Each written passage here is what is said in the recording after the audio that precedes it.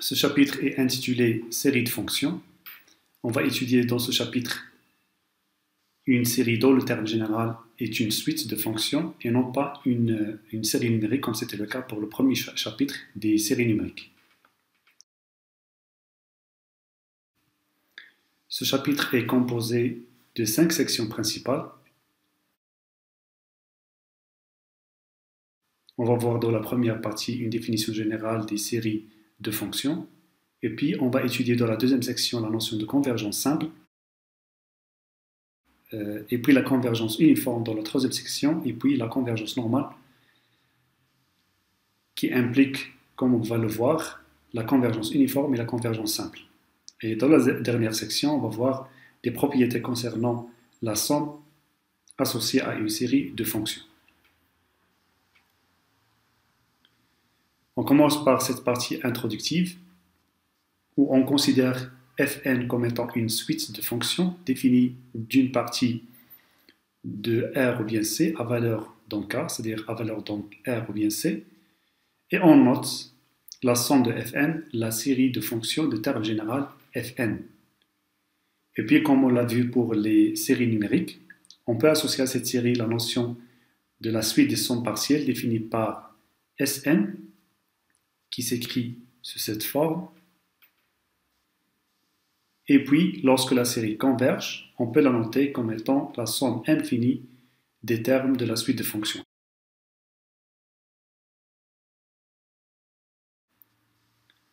Donc ici, le problème est d'étudier la nature de cette série. Est-ce qu'elle converge ou bien est-ce qu'elle diverge sous certaines conditions qu'on va voir par la suite. On avait l'habitude de sommer un nombre fini de fonctions, c'est-à-dire f plus g plus h, etc. et ça ne pose aucun problème. Mais lorsqu'on somme une infinité de fonctions, on est amené à considérer des hypothèses suffisantes ou bien nécessaires pour la convergence de cette série. Je note que dans le premier chapitre, on avait étudié la convergence d'une série numérique vers un scalaire. Cette fois-ci, si la série converge, alors la somme, ça va être une fonction qui sera définie également de i à valeur dans k sous certaines conditions. Pour la convergence simple,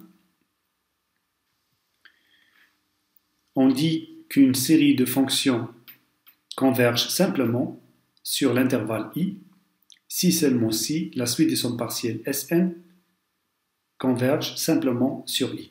À savoir que Sn, c'est une suite de fonctions. Et donc, tout au long de ce chapitre, on va se baser sur les différentes notions qu'on a déjà vues dans les premiers chapitres, à savoir les notions de convergence pour les séries numériques et les suites de fonctions. Ce qu'on peut remarquer à partir de cette définition, c'est que la fonction limite, comme j'ai dit tout à l'heure, on peut la noter par S et on l'appelle la somme de la série, ou tout simplement, on peut adopter cette expression pour dire que la série de fonctions de terme général Fn converge simplement vers la fonction S sur l'intervalle i. Il faut faire attention que dans cette opération, il ne s'agit pas de faire tendre le n vers l'infini. C'est juste une appellation ou bien une expression qui traduit le fait que la série converge simplement vers S. Et donc, pour déterminer si la série de fonctions converge ou pas, il suffit d'étudier la convergence de la suite des sommes partielles comme étant une suite de fonctions Sn, telle que Sn de x, il s'écrit sous la forme de la somme de k égale à 0 jusqu'à n de fk de x. Et donc, nous sommes ramenés à considérer les différentes étapes qu'on a déjà vues dans le deuxième chapitre concernant les suites de fonctions.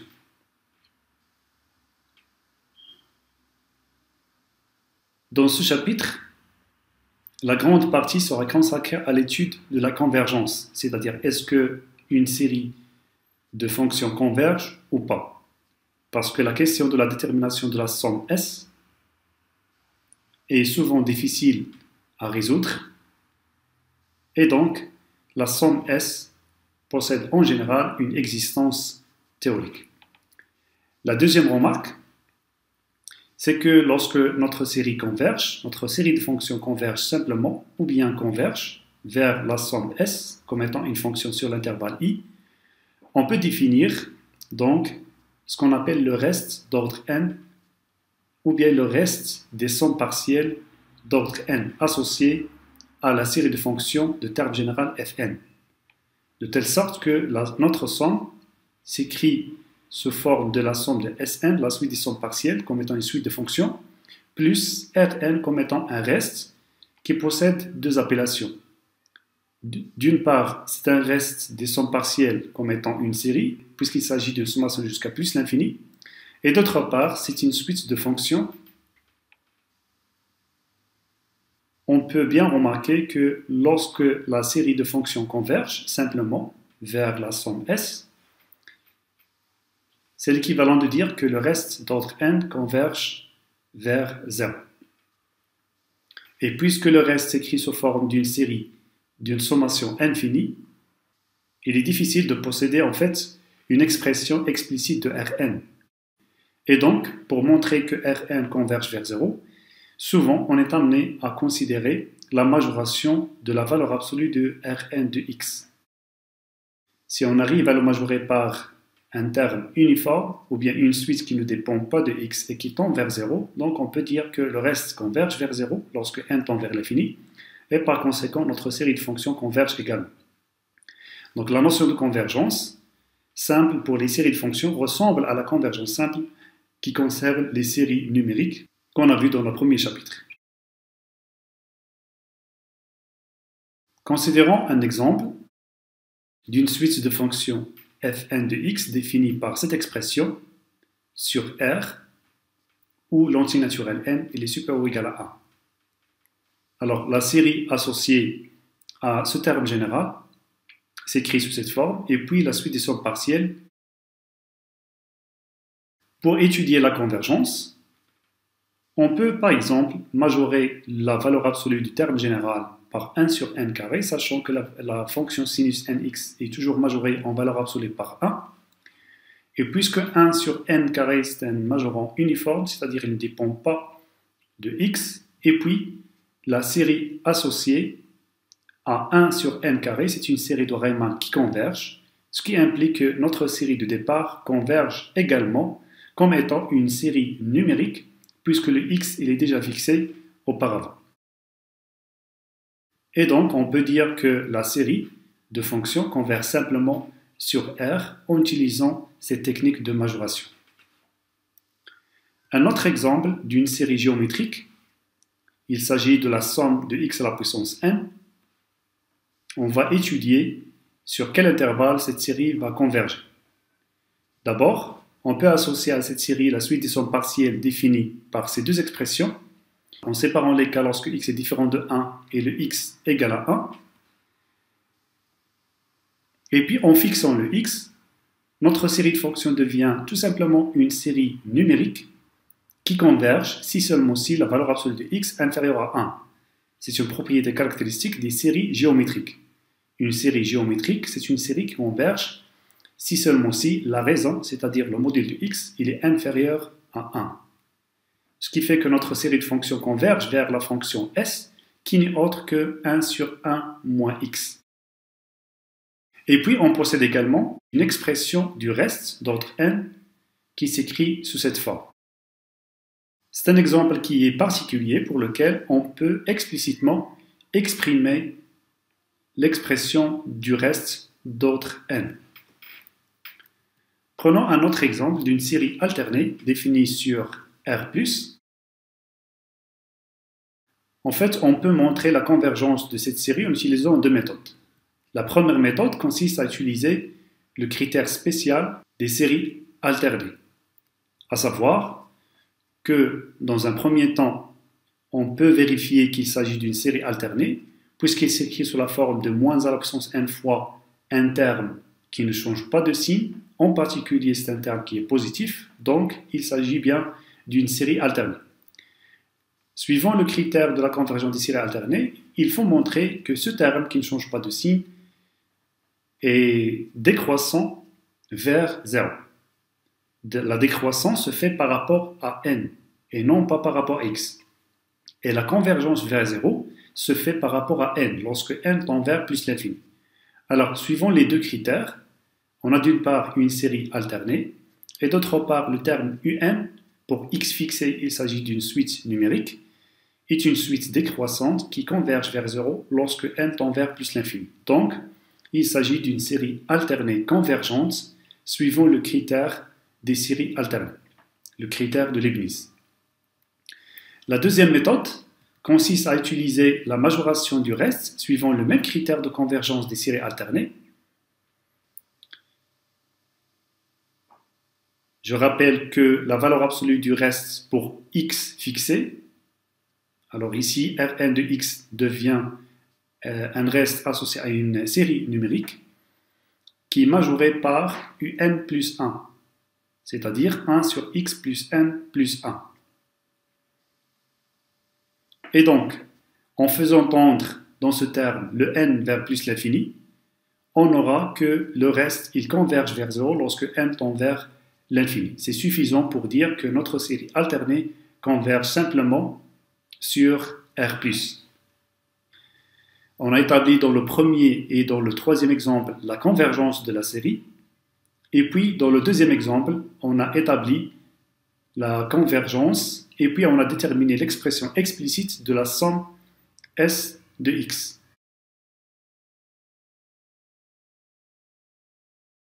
Passons maintenant à la convergence uniforme, et on définit la convergence d'une série de fonctions relativement à la convergence uniforme de la suite des sommes partielles associées.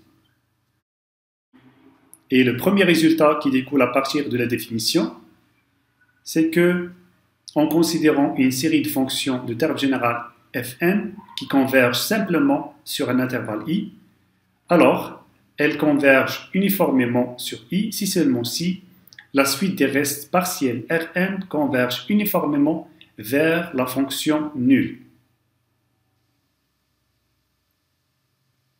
Ce résultat représente un autre critère pour établir la convergence uniforme de notre série de fonctions. Pour bien comprendre ce résultat, on suppose que notre série converge simplement vers une fonction S, et donc on peut exprimer le reste en fonction de l'écart entre la somme S et la suite des sommes partielles. Par suite, si notre série de fonctions converge uniformément vers S, ça veut dire par définition que Sn converge uniformément vers S. Autrement, la norme de S moins Sn converge vers 0. Or, cette norme n'est autre que la norme du reste. Et donc, on peut bien montrer la convergence uniforme de notre série de fonctions à partir de la convergence uniforme du reste vers 0, c'est-à-dire montrer que la norme de Rn converge vers 0 lorsque n tend vers plus l'infini. Avant de poursuivre l'étude des propriétés concernant la convergence uniforme, je signale que l'importance de la convergence normale qu'on va étudier dans la quatrième section réside au niveau de la simplicité, c'est-à-dire on verra que la convergence normale, elle implique la convergence uniforme, et la convergence normale, elle est souvent plus simple à étudier. Pour la simple raison, c'est que pour étudier la convergence uniforme, suivant le dernier résultat qu'on vient de voir, c'est-à-dire montrer la convergence uniforme du reste vers 0, pendant qu'on ne dispose pas d'une expression explicite du reste Rn pour toutes les séries de fonctions. Et donc, on verra que pour établir la convergence uniforme, on peut commencer par la convergence normale et on peut déduire la convergence uniforme directionnelle. Une autre propriété qui consiste à une condition nécessaire de convergence uniforme pour les séries de fonctions. Cette condition nécessaire n'est autre que la convergence uniforme du terme général, la suite de fonctions Fn, vers 0. Pour justifier ce résultat, il suffit de faire appel à l'équivalence entre la convergence uniforme d'une série de fonctions et la convergence uniforme du reste associé vers 0. On peut remplacer cette notion par la norme, c'est-à-dire Rn converge uniformément vers 0. C'est l'équivalent de dire que la norme de Sn moins S converge vers 0 lorsque n tend vers l'infini. Et donc, à partir de cette écriture, on peut dire que Sn converge uniformément vers S. Maintenant, on sait déjà que le terme général, il s'écrit sous forme de l'écart entre deux termes d'indices successifs de la suite des sommes partielles. Et donc, puisque Sn converge uniformément vers 0, ça veut dire que l'écart entre les deux termes converge uniformément vers 0. Et par conséquent, on peut déduire que notre terme général Fn converge uniformément vers 0. L'importance de ces conditions nécessaires dans l'étude de la convergence uniforme consiste à la vérification de cette convergence uniforme du terme général vers 0. Si c'est le cas, on passe à l'étude de la convergence uniforme du reste, Rn vers 0. Si cette condition n'est pas vérifiée, on peut dire que notre série ne converge pas uniformément sur l'intervalle I. Prenons un exemple d'une série géométrique. On a déjà montré que cette série converge simplement sur l'intervalle moins 1, 1 comme étant une série géométrique dont la raison, la valeur absolue de x est inférieure à 1. Et pour la convergence uniforme, en considérant l'expression explicite du reste associée à cet exemple, si on arrive à montrer que le sup du module de Rn converge vers 0, ça veut dire qu'on aura la convergence uniforme de la série géométrique. Sinon, on n'aura pas la convergence uniforme. Mais dans ce cas, on peut bien remarquer que la limite de la valeur absolue de Rn de x au voisinage de moins 1 est égale à plus l'infini. Et donc, le sup de Rn est égal à plus l'infini. Ça veut dire qu'on n'a pas de convergence uniforme de la série géométrique sur moins 1, 1. On n'a que la convergence simple et également la convergence absolue. Pour le deuxième exemple, on considère le développement de l'exponentielle de x sous cette forme et on va étudier la possibilité d'établir la convergence simple et la convergence uniforme. Cette série, on peut l'associer au reste d'ordre n qui s'écrit sous cette forme. Et puis, on va montrer que cette série ne converge pas uniformément, en montrant que le reste ne converge pas uniformément vers 0, c'est-à-dire le sup de la valeur absolue de Rn de x. On va procéder par minoration, sachant que le sup de Rn il est toujours supérieur ou égal à une valeur particulière pour y, qui est supérieur ou égal à cette expression. Sachant que notre série, il est positive, et puis le reste, il est positif, et donc on a cette minoration entre le reste d'ordre n et le premier terme. Alors, puisque cette quantité, elle est indépendante de y, celle-là, elle dépend de y, c'est pour cela que j'ai noté ici m indice n, ça veut dire que cette expression, le sup de la valeur absolue de Rn, il ne dépend que de n, c'est une suite numérique, il ne dépend ni de x ni de y. Et donc on peut comparer le sup en y, on n'aura que notre suite mn qui représente le sup de la valeur absolue de Rn, et les supérieur ou égal bien sûr au sup de cette quantité sur R+, qui n'est autre que plus l'infini. Et donc, le sup ne tend pas vers 0, ça veut dire que notre série de départ ne converge pas uniformément sur R+. Par contre, on peut étudier la convergence uniforme sur tout intervalle fermé et borné de type -1a avec une constante strictement positive. En effet, en considérant un x qui appartient à cet intervalle fermé borné, on peut bien majorer l'expression du reste associée à la série par cette série numérique. Et donc, le sup de cette quantité, la valeur absolue de Rn de x, il sera inférieur ou égal à l'image de a par le reste associé à notre série. Sachant que cette série converge, on peut le montrer en utilisant par exemple la règle de D'Alembert, suivant les critères du premier chapitre associés aux séries numériques.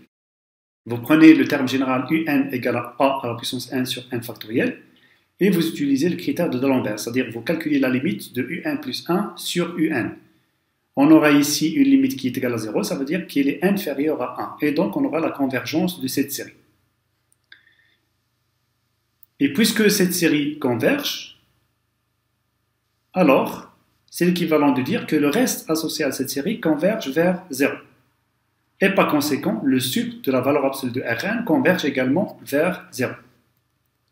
Ça veut dire que notre série de départ converge uniformément sur tout intervalle fermé et borné moins A avec A une constante strictement positive. Passons à un troisième exemple concernant une série alternée définie sur R+. Il s'agit bien d'une série alternée puisque cette série s'écrit sous la forme de moins a à la puissance n fois un, avec un ne change pas de signe. Dans ce cas, le un n'est autre que 1 sur x plus n. C'est un terme qui est positif, quel que soit n antinaturel, quel que soit x supérieur ou égal à 0. De plus, ce terme un est une suite décroissante par rapport à n bien sûr, et puis elle converge vers 0 lorsque n tend vers plus l'infini. Ça veut dire, suivant le critère de Leibniz, le critère spécial de la convergence pour les séries alternées, que notre série converge, et puis elle vérifie cette majoration du reste. La valeur absolue de Rn est inférieure ou égale à un plus 1, c'est-à-dire 1 sur x plus 1 plus 1, qui est majoré par ce terme-là qui est indépendant de x. Et donc, on peut remarquer que cette suite numérique est un majorant uniforme pour ce terme-là. Ça veut dire que le sup de la valeur absolue de Rn est majoré toujours par cette suite numérique qui converge vers 0. Ça veut dire que le Rn converge uniformément vers 0 et par conséquent, on peut déduire que notre série alternée converge uniformément sur R+.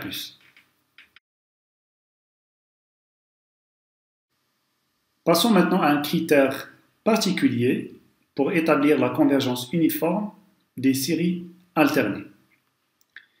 En considérant une série de fonctions définies sur un intervalle i, telle que la série numérique pour x fixé est alternée de termes générales qui décroît en valeur absolue vers 0. Ça veut dire que cette série-là s'écrit sous la forme de moins a à la puissance n fois gn de x, où la fonction gn de x est une fonction décroissante et qui converge vers 0. Alors, si fn converge uniformément vers 0 sur l'intervalle i, c'est suffisant pour établir la convergence uniforme de la série alternée sur l'intervalle i. Je rappelle qu'il s'agit d'une condition suffisante pour la convergence des séries alternées. En effet, en fixant le x sur l'intervalle i, notre série de fonctions devient une série numérique alternée où le terme général fn de x en valeur absolue décroît vers 0 et donc en utilisant la majoration associée au critère de la convergence des séries, on obtient cette inégalité où le terme, la valeur absolue de f, indice n plus 1 de x, est majoré par son sup qui représente une suite numérique qui ne dépend que de n. Alors, suivant la condition du théorème, si la suite de fonctions fn converge uniformément vers 0, c'est-à-dire lorsque le sup de la valeur absolue de fn converge vers 0, ça implique que le sup du reste associé à notre série alternée converge également vers 0. Et donc, on aura la convergence uniforme de notre série alternée. Vous pouvez remarquer que cette majoration associée au critère de convergence des séries alternées est très importante. On peut l'utiliser d'une manière efficace pour établir la convergence uniforme de quelques séries.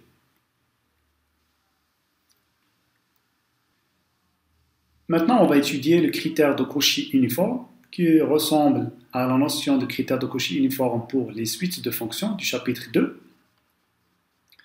Et on dit qu'une série est uniformément de Cauchy sur un intervalle i lorsque la suite des sons partiels Sn vérifie le critère de Cauchy uniforme pour les suites de fonctions. Autrement, on a cette relation où vous avez cette inégalité. elle est valable quel que soit x dans l'intervalle i. Le résultat associé à ce critère de Cauchy uniforme est que, pour établir la convergence uniforme d'une série de fonctions sur un intervalle i, alors il suffit d'établir que notre série est uniformément de Cauchy sur i. Autrement, il suffit de montrer que la suite des sons partiels vérifie le critère de Cauchy uniforme. Et donc, pour justifier ce résultat, on peut utiliser les notions du critère de Cauchy uniforme qu'on a déjà vu dans le deuxième chapitre.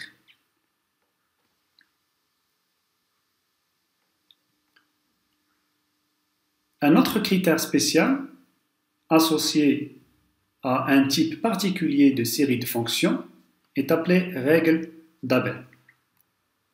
D'abord, on établit une relation d'Abel ou bien une transformée d'Abel qui concerne un cas particulier comme j'ai dit tout à l'heure. En considérant an et vn deux suites de fonctions définies sur un intervalle i de R, et on va noter vnp, c'est la sommation de vn jusqu'à vn plus p. Alors, on peut exprimer cette sommation sous cette forme. Pour justifier ce résultat, il suffit d'expliciter cette sommation et puis remplacer l'expression de Vn en fonction de Vnp et puis regrouper ces termes-là pour avoir le résultat final. Dans ce résultat de la règle d'Abel uniforme, on considère une suite de fonctions définies sur un intervalle i. Et puis on suppose que le terme général s'écrit sous cette forme particulière, le produit de deux suites de fonctions an et vn, qui vérifie quelques conditions. Pour la suite de fonctions an, il s'agit d'une suite décroissante de fonctions positives par rapport à n. Et puis elles convergent vers 0, pendant que la suite vn, elle vérifie cette relation. C'est-à-dire que la suite des sons partiels associée à la série de termes général Vn est bornée. Donc, à partir de ces hypothèses, on peut établir que la série de termes général Fn converge uniformément sur l'intervalle i. En effet, on peut montrer que notre série vérifie tout simplement le critère de Cauchy uniforme. C'est-à-dire, il suffit de montrer que cette quantité est majorée par un certain epsilon. En écrivant l'expression de cette sommation, en considérant l'écriture particulière du terme général en fonction de an et vn, et en utilisant la transformée d'Abel qu'on vient de voir tout à l'heure pour avoir cette relation. C'est une relation qu'on peut majorer par la suite en utilisant cette condition. Et puis on utilise le fait que la suite de fonctions an converge uniformément suivant la première hypothèse. Ça veut dire qu'il sera majoré par un certain epsilon. Et donc en fait, quand on obtient que le module de cette quantité est inférieur à un certain epsilon suffisamment petit, c'est suffisant pour dire que notre série vérifie le critère uniforme de Cauchy et donc il converge uniformément sur l'intervalle i.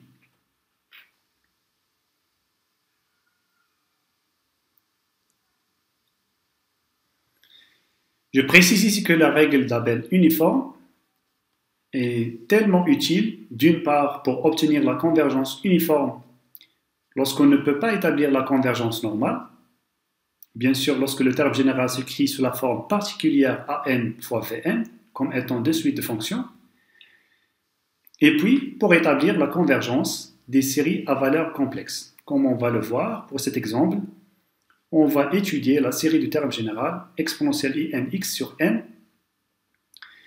Et je précise que c'est une série qui ne converge pas normalement, suivant la notion de la convergence normale qu'on va voir par la suite. Il ne converge pas normalement sur aucun intervalle de R. Et également, il ne converge pas absolument. Pour la simple raison, c'est que le module de exponentielle inx sur n n'est autre que 1 sur n. Or, la série associée à 1 sur n est une série de Riemann divergente. Donc notre série ne converge pas absolument. Et puisqu'on ne peut pas établir la convergence normale, on peut étudier la convergence uniforme en utilisant la règle d'Abel. Remarquez ici que notre série, le terme général Fn s'écrit sous la forme de An de x fois Vn de x, où An de x n'est autre que 1 sur n, et le Vn de x n'est autre que exponentielle Inx. Et donc, pour établir la convergence de cette série, il suffit de montrer que la suite des sommes partielles associées à la série du terme général Vn de x, c'est-à-dire exponentielle Inx, sont majorées. On va essayer de majorer cette sommation et puis utiliser la règle d'Abel pour établir la convergence de cette série. Or, ici, on peut tout simplement factoriser par exponentielle Inx, tout en gardant le module, et puis réécrire ça en utilisant l'expression de l'exponentielle. C'est un calcul simple que vous pouvez faire en explicitant l'expression de exponentielle i p plus 1x, en utilisant les propriétés des fonctions trigonométriques. Et puis, on peut majorer, sachant que le module d'exponentielle est toujours égal à 1, et puis la fonction sinus elle est majorée par 1, le module de 1 elle est égal à 1, on simplifie par 2, on obtient cette inégalité qu'on peut encore majorer par cette quantité sur cet intervalle particulier. La raison pour laquelle nous sommes en train de considérer cet intervalle, c'est pour majorer la fonction sinus de x et la minorer en même temps par des constantes qui sont strictement positives. Or, si on observe x sur 2, sur cet intervalle, il appartient à delta sur 2, pi moins delta sur 2. La fonction sinus sur delta sur 2, pi moins delta sur 2, c'est une fonction qui est minorée et majorée par des constantes strictement positives. Et donc, on peut majorer l'inverse de sinus x sur 2 par cette relation qu'on note par a. Et donc, suivant la règle d'Abel, en notant an égale à 1 sur n, qui vérifie la décroissance et la positivité, et puis la convergence uniforme vers 0. Pourquoi cette suite converge uniformément vers 0? Tout simplement parce qu'elle ne dépend pas de x. C'est suffisant pour utiliser la règle d'Abel et conclure que notre série converge uniformément sur cet intervalle.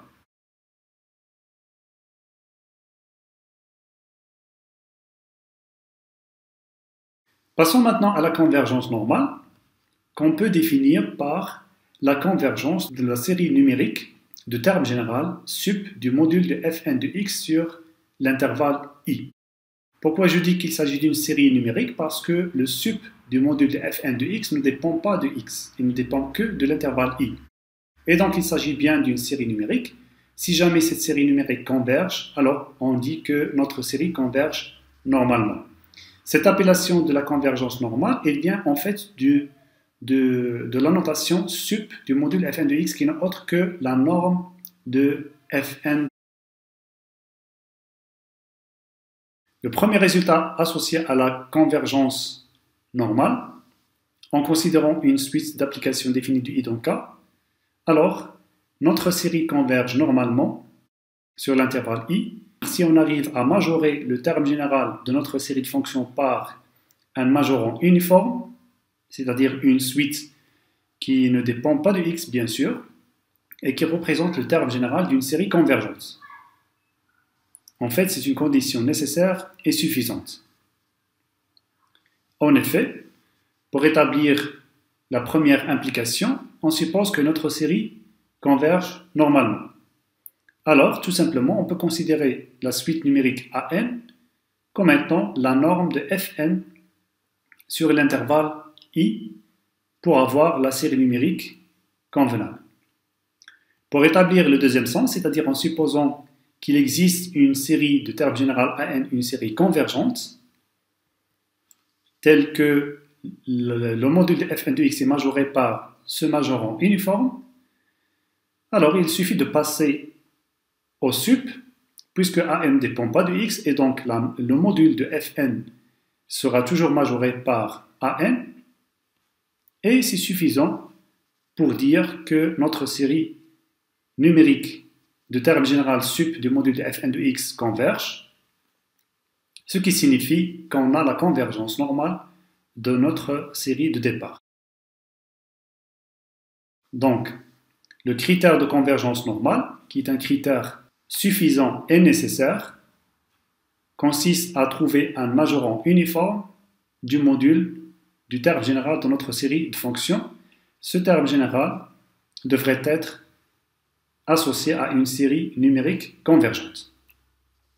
Par exemple, en considérant cette série de termes généraux sinus nx sur n au carré, on peut montrer qu'il s'agit d'une série qui converge normalement. En effet, on peut bien remarquer que le module du terme général est majoré par 1 sur n carré, sachant que 1 sur n carré il est associé à une série de Riemann convergente. Et donc, notre série de départ converge normalement. Maintenant, on va établir la relation entre la convergence normale et les autres types de convergence à travers ces implications. Si jamais on arrive à montrer la convergence normale, alors on peut déduire la convergence uniforme et la convergence absolue d'une part, et puis la convergence simple d'autre part.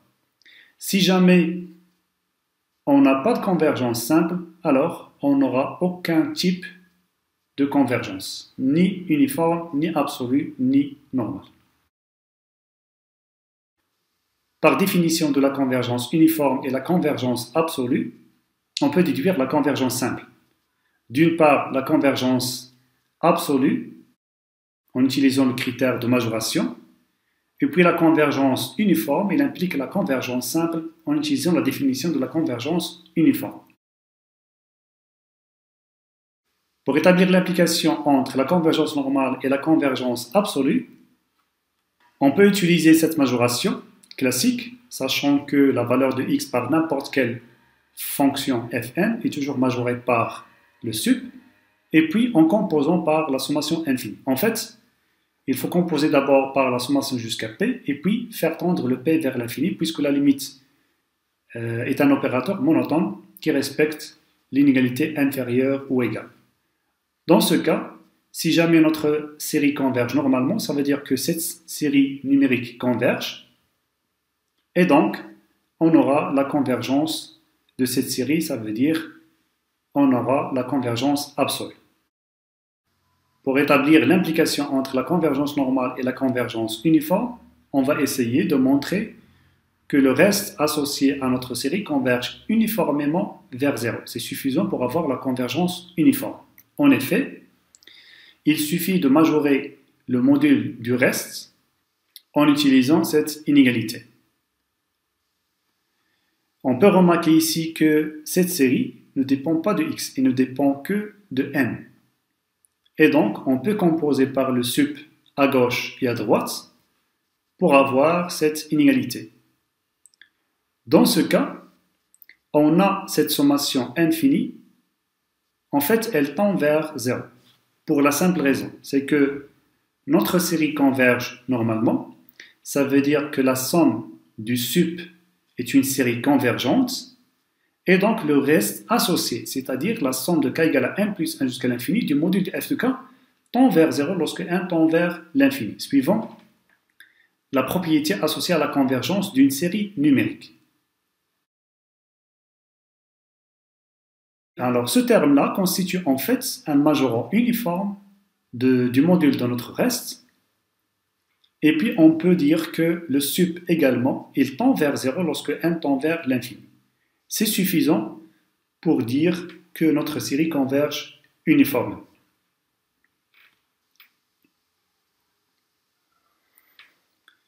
On peut remarquer d'après les justifications qu'on a en fait prouvé non pas seulement la convergence uniforme de la série de termes générales Fn, mais la série de termes générales module de Fn.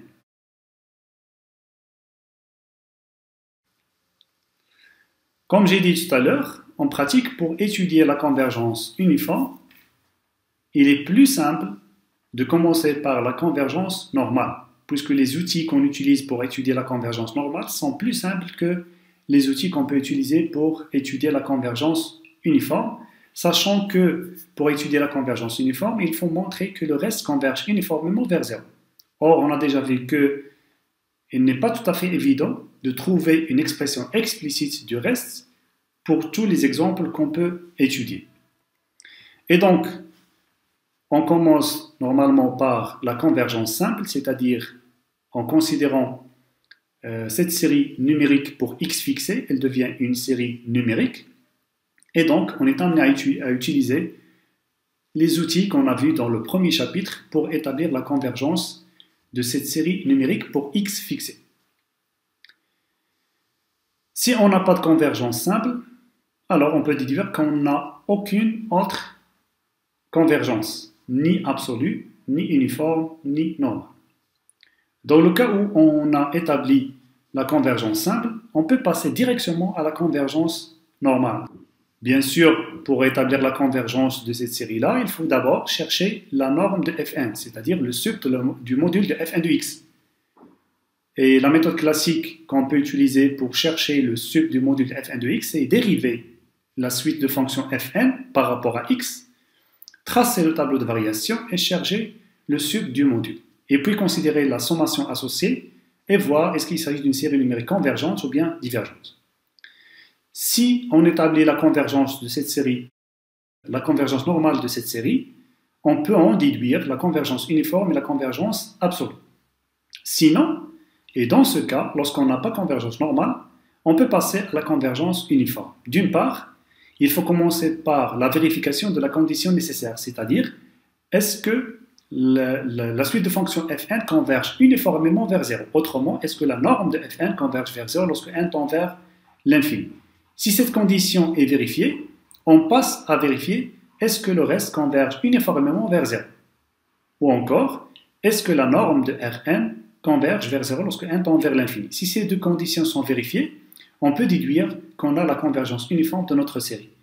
Si jamais la condition nécessaire n'est pas vérifiée, on n'est pas obligé de passer à la vérification de la convergence uniforme de Rn vers 0, mais on peut déduire directement qu'on n'a pas convergence uniforme et puis passer à la convergence absolue en considérant la série de termes générales, le module de Fn de x. Prenons un exemple pour illustrer les différentes étapes de ce schéma en considérant une série de fonctions dont le terme général est défini par cette expression sur R+. Et puis, on commence par la convergence simple, c'est-à-dire on va fixer le x et étudier la série numérique associée. D'une part, on va séparer les cas pour x nul. On a Fn de x égale à 0, ça veut dire que la série associée est nulle, donc elle converge. D'autre part, en fixant le x comme étant réel strictement positif, et puis on va étudier la série numérique associée, en utilisant plusieurs techniques, en particulier la multiplication par n à la puissance alpha, comme on l'a fait pour les séries numériques du premier chapitre. Il suffit de multiplier le terme général par n au carré. Le carré ici, c'est une quantité qui est strictement supérieure à 1. En calculant la limite, on obtient 0. C'est suffisant pour déduire la convergence de notre série numérique pour tout x fixé. Ça veut dire que notre série converge simplement sur R+. Maintenant, pour la convergence normale, comme on l'a vu dans la définition, il faut étudier la série du terme général, la norme de Fn. C'est-à-dire, pour chercher le sup du module de Fn, on peut dériver notre suite de fonctions par rapport à x, tracer le tableau de variation et chercher le sup. Dans ce cas, on trouve que la norme du terme général n'est autre que 4 sur exponentielle 2. Et puis, la série associée à ce sup est une série divergente, puisque le terme général ne tend pas vers 0, tout simplement. Alors, c'est suffisant pour dire qu'on n'a pas convergence normale de notre série sur R+. Puisqu'on n'a pas établi la convergence normale, on passe à la convergence uniforme et on commence par la vérification de la condition nécessaire. Dans ce cas, la norme de Fn est égale à 4 sur exponentielle 2, on l'a déjà établi dans la première partie, c'est une quantité qui ne converge pas vers 0. Donc la condition nécessaire pour la convergence uniforme de notre série n'est pas vérifiée, et donc on peut dire qu'il n'y a pas de convergence uniforme de la série sur R+. Ce qui reste à vérifier, c'est la convergence absolue. Dans ce cas, le terme général en valeur absolue est égal à lui-même, Et donc, on aura également la convergence absolue de notre série sur R+.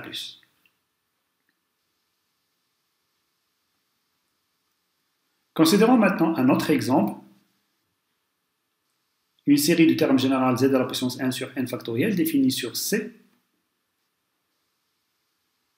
Et puis, on considère la suite de fonctions fn qui est associée à chaque z à la puissance 1 sur n factoriel pour tout z défini sur ce disque de rayon R et centré en 0. En fait, on va montrer que cette série converge seulement sur ce disque. En effet, pour tout complexe dans ce disque de rayon R et centré en 0, on peut majorer le terme général Fn par Rn sur n factoriel qui représente un majorant uniforme, puisque cette suite numérique est associée à une série qui converge. Par exemple, on peut utiliser le critère de D'Alembert, suivant le premier chapitre, et établir la convergence de cette série, ce qui n'est autre que le développement de la quantité exponentielle de R. Alors, on peut en déduire la convergence normale et donc la convergence uniforme de notre série sur ce disque de rayon R. Et puis, on note exponentielle de Z, la somme de cette série qui représente en fait un prolongement de l'exponentielle réelle sur le plan complexe. On peut bien remarquer à partir de cet exemple que notre série ne converge pas normalement, puisque le sub du module du terme général est égal à plus l'infini. Et donc, pour ce cas, la convergence est établie seulement sur un disque de rayon R centré en 0.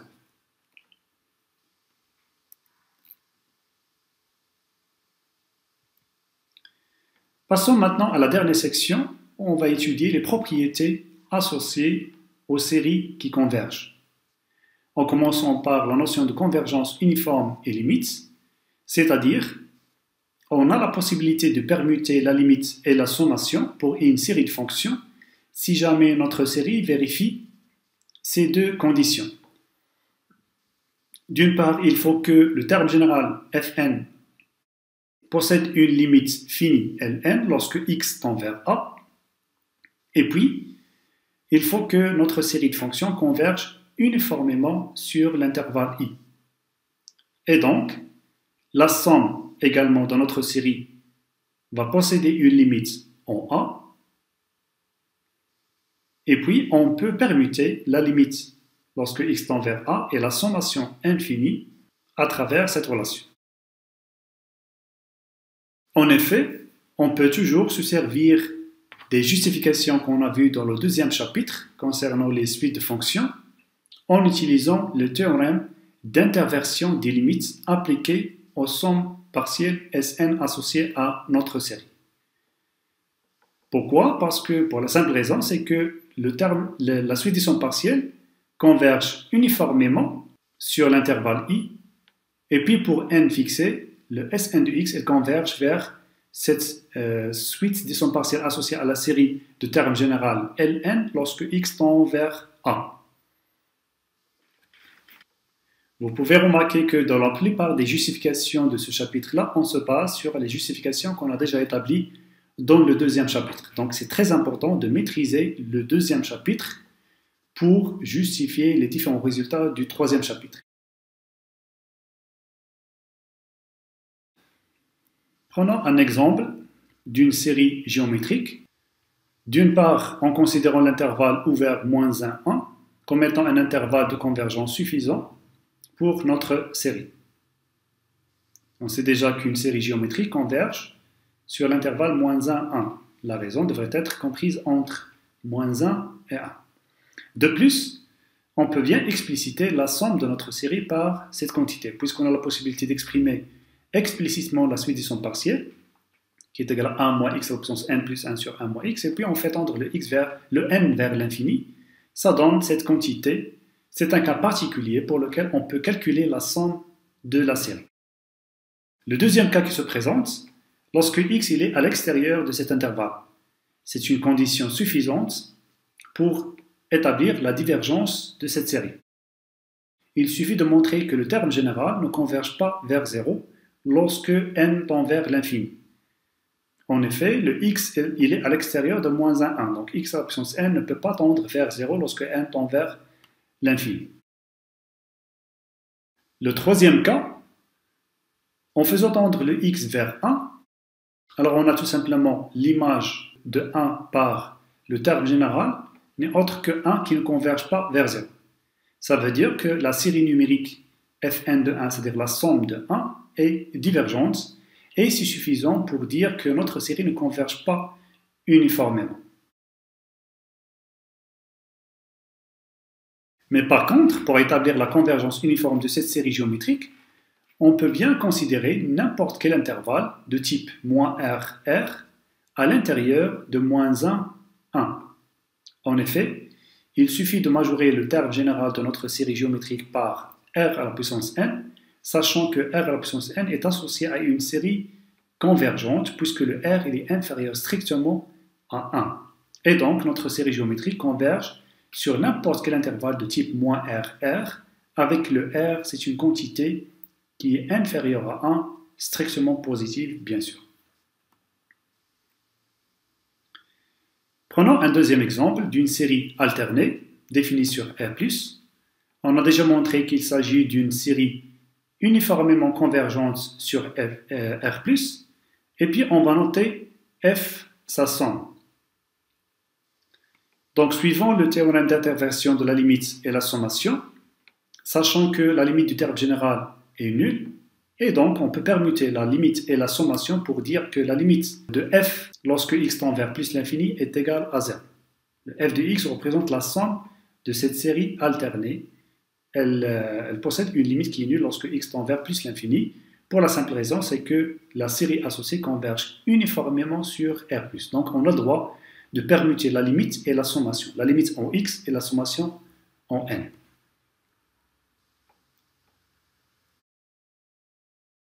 Passons maintenant à la convergence uniforme et la continuité également. Pour établir la continuité de la somme à la base de la continuité des suites de fonctions fn, il suffit en fait que notre série converge uniformément.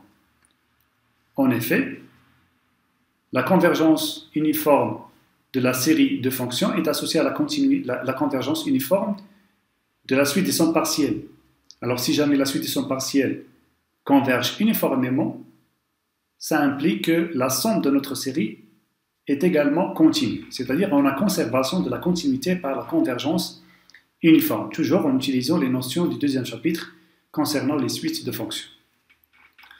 Pour illustrer cette propriété de la conservation de la continuité par la convergence uniforme, on va prendre cet exemple pour lequel on a déjà établi la convergence normale sur R, et puis on peut déduire la convergence uniforme à travers l'implication entre la convergence normale et la convergence uniforme, toujours sur R. Et puis, sachant que les suites de fonctions sont toutes continues sur R, en utilisant ce théorème de conservation de la continuité, on peut dire que notre série, la somme de notre série également est continue, et on peut utiliser les mêmes techniques pour établir la continuité de cette somme, qui représente une série qui converge normalement toujours sur R. Et par conséquent, en regroupant les deux sommations, on peut bien dire que la série associée à P plus IQ, c'est-à-dire l'exponentielle INX sur n carré, converge uniformément vers P plus IQ qui est également continu. Donc ça, c'est une illustration de ce résultat de la conservation de la continuité à travers la convergence uniforme.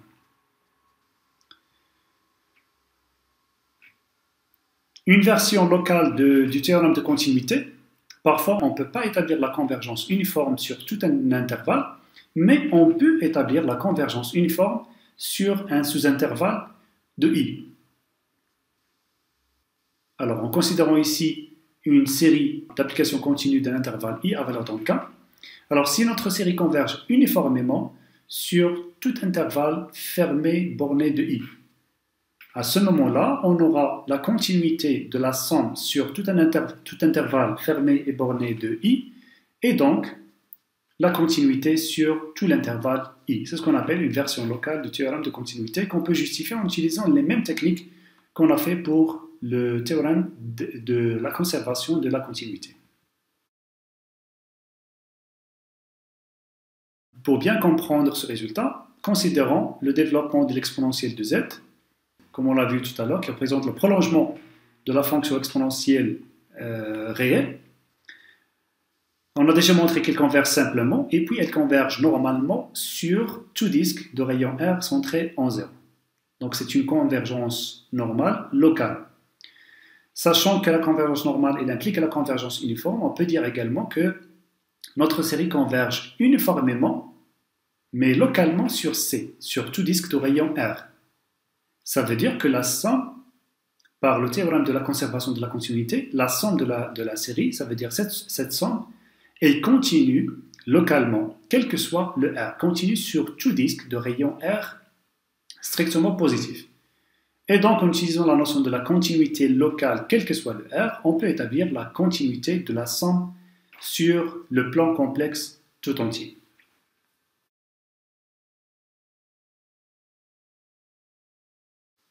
Maintenant, on va étudier la convergence uniforme et l'intégration, c'est-à-dire la possibilité de permuter l'intégration et la sommation infinie toujours sous la convergence uniforme.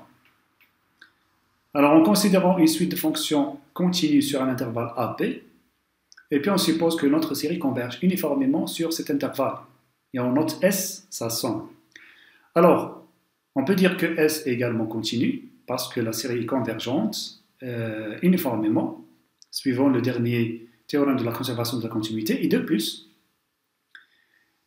la série composée de termes généraux l'intégrale de Fn converge dans le K. Et donc, on peut permuter l'intégrale et la sommation infinie.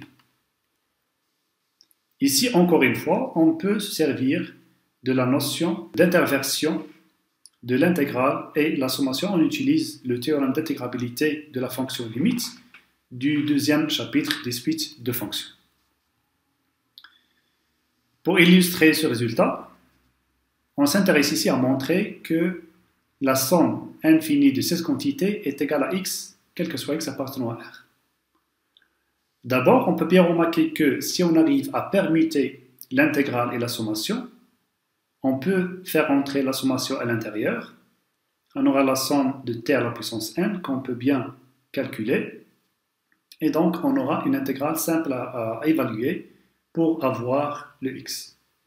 Et donc, cette possibilité de permuter la sommation et l'intégrale est possible par convergence uniforme. C'est ce qu'on va essayer de faire ici. On considère le terme général fn de t égale à t à la puissance n exponentielle moins t n factoriel, c'est-à-dire l'objet de la sommation, qui représente une suite de fonctions qui sont définies sur un intervalle 0x. 0x, c'est-à-dire l'intervalle d'intégration à valeur réelle. Puisque l'objectif ici, c'est permuter la sommation et l'intégrale, donc on va essayer d'étudier la convergence uniforme. Comme j'ai dit tout à l'heure, l'étude de la convergence uniforme est souvent difficile. Dans cet exemple, on va passer directement à la convergence normale, puisqu'on va voir qu'il est plus simple d'établir la convergence normale. Le sup de notre suite de fonctions n'est autre que le module de x à la puissance n sur n factoriel, puisque l'exponentielle moins t, il est inférieur ou égal à 1 sur l'intervalle 0x. Et donc, en passant à la sommation jusqu'à p, et puis en fait tendre le p vers l'infini, on obtient cette inégalité. Maintenant, on peut bien remarquer que cette série est convergente, c'est une série numérique pour x fixé. Elle converge en utilisant le critère d'Alembert tout simplement, en considérant un c'est x à la puissance n sur n factoriel, et puis on calcule cette quantité qui converge vers 0 lorsque n tend vers l'infini, c'est une quantité qui est inférieure à 1. Donc, suivant le critère de d'Alembert, cette série est convergente. Et puisque la somme de la norme de Fn est majorée par la somme de ce terme-là, qui n'est autre qu'une série convergente par le critère de d'Alembert, on peut déduire que notre série de départ converge normalement, et donc elle converge uniformément sur l'intervalle 0x pour x positif. On peut établir le même résultat, c'est-à-dire la convergence uniforme de notre série de départ sur x0 lorsque x est négatif en utilisant les mêmes outils. Et donc, ce qui nous intéresse dans cette analyse, c'est juste la convergence uniforme qui nous permettra de permuter la sommation et l'intégrale. Et par conséquent, on peut calculer cette sommation, on peut faire sortir l'exponentielle moins t à l'extérieur de la sommation. On aura la somme de t à la puissance 1 sur n factoriel qui n'est autre que développement de l'exponentielle t, ce qui représente une fonction facile à intégrer pour avoir le résultat qu'on cherche.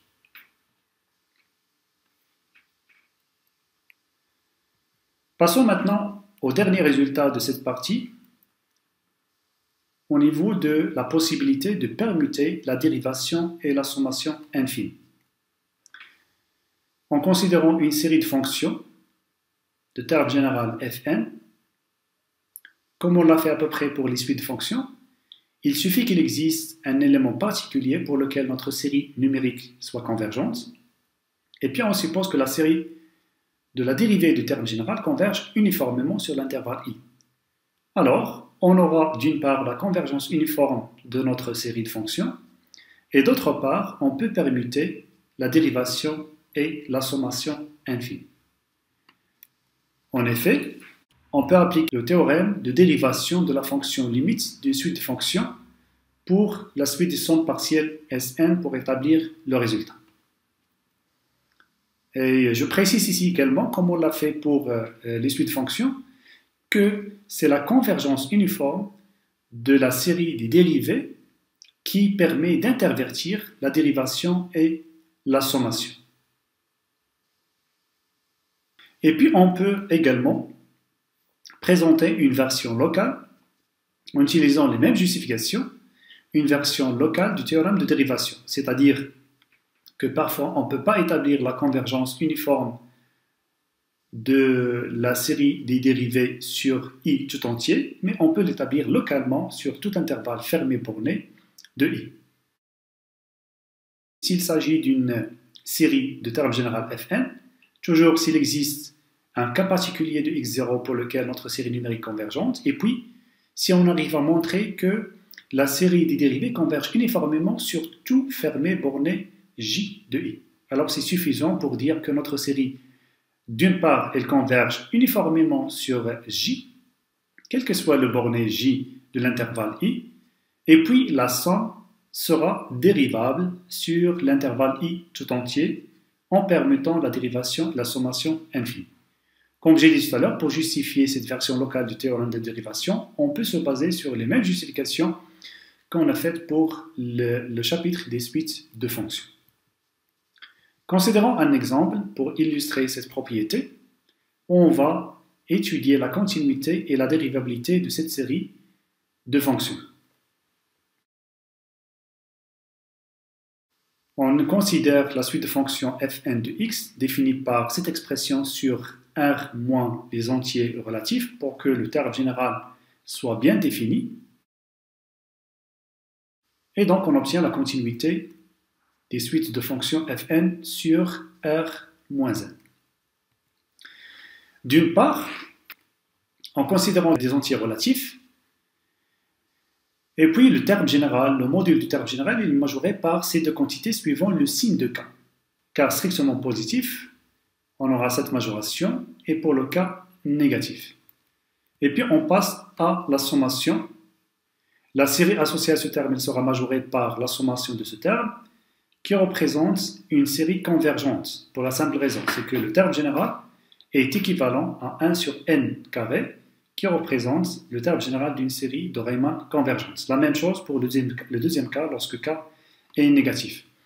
Et donc, on obtient la convergence normale de notre série à partir du module de k, ou bien la valeur absolue de k plus 2.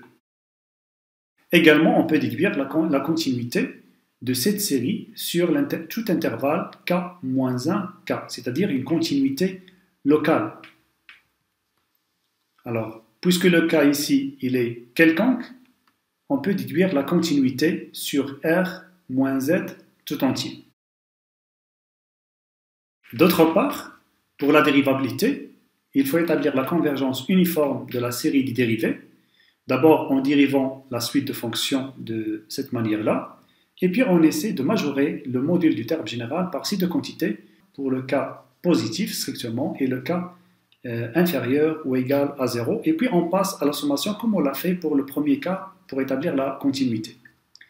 On obtient la convergence normale locale sur tout intervalle borné k-1, k.